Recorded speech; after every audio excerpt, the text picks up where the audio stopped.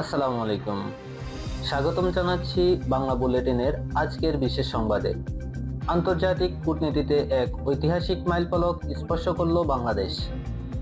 New ইয়র্কে জাতিসংঘের সদর দপ্তরে বইছে উৎসবের আমেজ।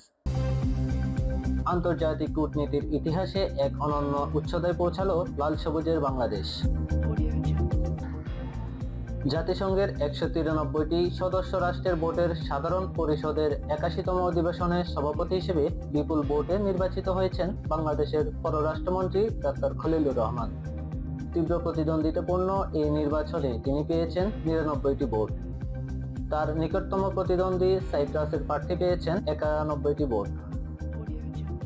কূটনৈতিক বিশ্লেষকেরা বলেছেন, সাইপ্রাস যেখানে 2016 সাল থেকে দীর্ঘ এক দশক ধরে এই পদের জন্য প্রচারণা চালিয়ে আসছিল, সেখানে বাংলাদেশ মাত্র কয়েক মাসের সমন্বিত কূটনৈতিক তৎপরতায় এই অভাবনীয় সাফল্য ছিনিয়ে এনেছে।